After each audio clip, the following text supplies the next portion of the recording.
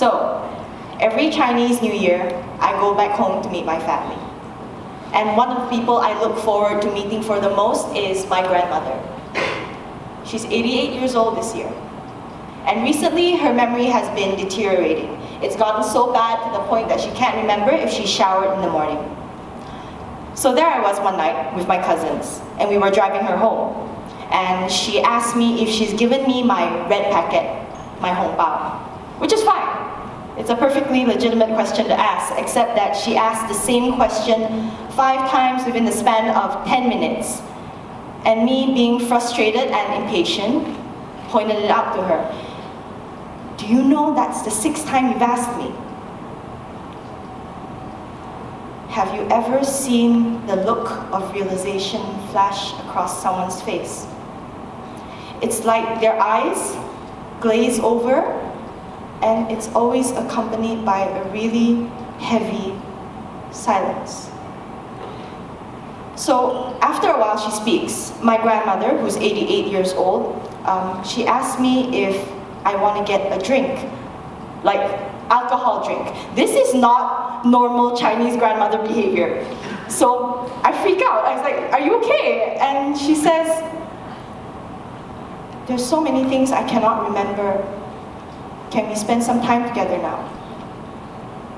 So after I was done with the crying, it really got me thinking as to what is time? How do we spend it? What is it?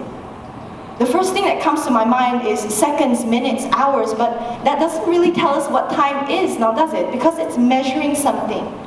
But what are we measuring? And me, I did what any self-respecting intellectual would do. I Googled it. Time. The indefinite continued progress of existence, periods of time, periods of life stories, because we remember stories and memories and narratives. Life. So, the Germans have this word called Zeitgeist. It's called Zeitgeist. Loosely translated, it means spirit of the times, stories of the times. And nothing better embodies this than our culture, our stories, our entertainment, our pop culture. So chances are, if you look at this photo, I don't even need to tell you the name of the character for you guys to know who it is. Captain America. But did you know when he debuted? December 1941, World War II. This was the cover of his first issue, and he's punching Adolf Hitler. It sold 1 million copies. That's amazing. See, this character embodied a lot of the values of that society, that anti-Nazi patriotism. This character carried those values. It's amazing stuff. Let's take a look at our pop culture. I don't even need to tell you who this is for you guys to know. Rick and Morty. But for those who don't, this cartoon, Rick and Morty, one of the most popular cartoons to date. It follows the misadventures of a genius scientist with his overly anxious grandson, Morty. He is also an alcoholic who has little value for his life. I think this character carries the zeitgeist of our times very well. A wealth of knowledge at our fingertips, but nowhere to use it. Nihilism. Philosopher Friedrich Nietzsche once said, God is dead. He didn't say it as a, God is dead. He said it as a, God is dead. God is dead and we have killed him. It's not a resounding war cry, it's a sobering realization. But what did he mean by this? See, for a majority of our history, our powers and our laws, the ones that govern our societies, they were heavily intertwined with divine and mysticism. Think ancient Egyptians and their pharaohs. Think the Catholic Church. Think mandate of heaven, ancient China. But we are approaching an era where that does not need to happen anymore. Divine is separating from our morality and our laws. Nietzsche predicted this. He also predicted that we spiral into a pit of nihilism. How does this translate into reality? This is a statistic from a report released by the World Health Organization just last year. In the same report, it states that rates of depression are going up worldwide. And if you look at how the DSM characterizes depression, it's not characterized by an excess of sadness. It's characterized by lack of vitality, suicidality, absence of hope, despair, nihilism. Now that we've established that we are in this pit together, question is, how do we get out of it? I think the secret lies in discovering what we fear and discovering what we love, because those two shape behaviors. This is a really simple tool to discover that. Think of 3 highlights of your life. List them down. Take another 3 of your lowest points in life. List them down. Look at the themes and patterns that connect your highlights, the themes and patterns that connect your lowest points. There's always a pattern, there's always a theme. Let's take a trip back in time. My grandparents grew up in a generation where they knew hunger. Not the intermittent fasting, so I'm not eating kind of hunger. Not the my food hasn't arrived for 1 hour, so I'm hungry kind of hunger. They knew what it was like to be afraid that they wouldn't have enough to eat. They knew what it was like to not have a roof over their head. See, they knew a different kind of fear. So a lot of their time was spent at the bottom of Maslow's hierarchy, fulfilling basic needs. So much of their time was spent there. And their battle was against the physical world and the terrain around them. But what about us? What about the world now? What's one of the most prevalent fears? Public speaking. I can attest. It's terrifying. And it's one of the most prevalent fears worldwide. But what lies underneath this fear? What lies underneath the fear of public speaking? Fear of social exile. Fear of rejection. Fear of shame. Isolation. See, the world around us shapes what we fear, shapes what we love. And it's really interesting. It's almost as if we're moving up Maslow's hierarchy. A lot of the times we spend are trying to fulfill psychological needs. Our landscape is changing into social terrain. Aristotle once said man is a social creature. Nowhere is it more evident than in this current generation. Think about it. We have Facebook, we have Instagram, we have Twitter, that fulfills our need for belonging, for love. One of the best compliments a friend has given a fellow friend was, I hope your life is as beautiful. I hope your life is as beautiful as your Instagram feed. Laugh because it's true. See, we search for love and belonging. Ours is social currency.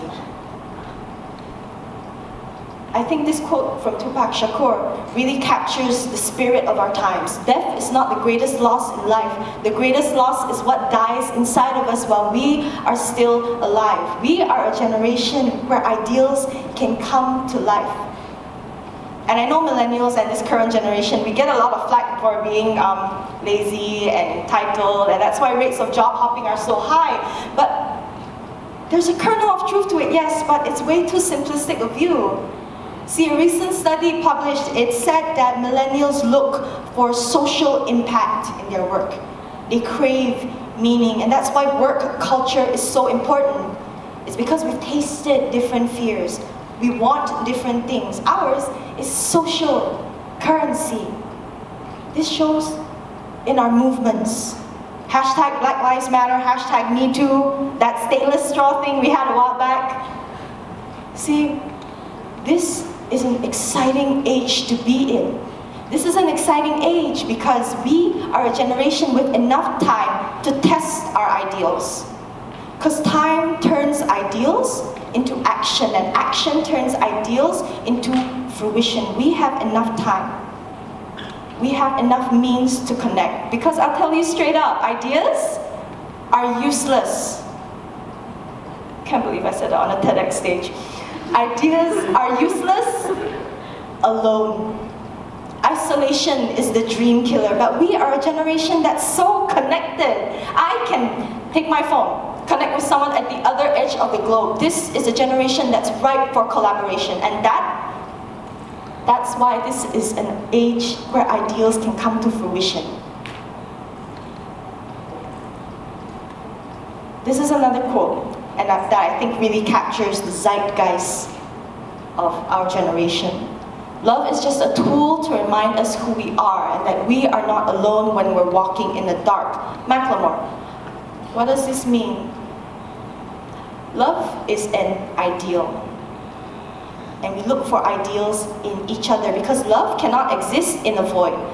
I once had a therapist tell me, as a therapist, your job is to hold hope long enough so that your clients can see it. Because a lot of people are stuck in that void. You hold it until they're strong enough to hold it themselves, and then they will pass it on. See, ideals cannot live in a void. We search for ideals in the space around us, and when I say space, I mean people. I mean the bridge between you and me. I mean the bond between friends, lovers, family. This is legacy. The power of stories to cascade and to ripple into eternity. Because what are movements but shared ideals, shared values that bind us together? And meaning is found in the pursuit of those ideals. And all of this, it came from one moment in time. When my grandmother was nestled in the car seat beside me, age and experience illuminated by streetlights as we make our way through the city. Sometime between the start of the road and our arrival, she reaches over, lays her hand on my arm, asks me if she's given me my hong bao. Yes, Mama, I reply. Sometime between the second question and our arrival, she reaches over, lays her hand on my arm, asks me if she's given me my hong bao. Yes, Mama, I reply. Sometime between the fifth question and our arrival, she reaches over, lays her hand on my arm, asks me if she's given me my hong bao. Do you know that's the sixth time you've asked me? Have you ever seen the look of realization cross someone's face? Their eyes glaze over, and it's always accompanied by this really heavy silence. And the car comes to a halt at the red light. She says she doesn't know where she'll be a year or two from now. She doesn't know where she will go, how she is going. It's funny. I used to gaze at my grandmother like a great stone structure, indestructible, immovable, eternal. But as time trickles by, she seems to be growing increasingly smaller, and I am struck by the certainty that I will one day certainly lose her. I'm 9 again. On the balcony underneath the stars. See, my grandmother used to tell me stories, like the one behind Constellation Pisces, how Poseidon himself sent 2 fish to rescue Eros and Aphrodite, and they were granted a place amongst the heavens. A testament to their bravery. But notice, these constellations, they look nothing like 2 fish. None of them look like the characters in their story because that's not important. See, parables are just our ways of remembering patterns. It's charting our paths, tools to tell sailors where to go. The heavens giving us a map. This is the purpose of stars and of stories. This is humans making sense of chaos and absurdity. Uncertainty. Because I don't know where I'll be a year or 2 from now. I don't know where I'll go. I don't know how I'm going. But some things I know for sure. I know one day, the energy that keeps my heart beating will leave me. evacuate my lungs. It goes in search of something that needs it more than I do. And every time I make art, I am dying. Lessons chronicling my journey. They rush from my wounds. They go in search of someone who needs it more than I do. Because aren't we all writers in our own right? Each hoping our stories will serve to lead the lost home, and our pain's purpose is to show us where to go, because all stories are a spit in the face of death. They are saying, I have only pledged to you this body, my soul, my spirit, you will not take from me. I've scattered them amongst the stars. Parts of me will live on in the people that love me. Because the car comes to a halt at a red light. She speaks. She says, I'm getting older. I don't know where I'll be a year or two from now. I don't know where I'm going. Can we spend some time together now? Which is to say, it's so easy to count seconds as they pass. How many of us can say we are spending time making seconds that last? Thank you.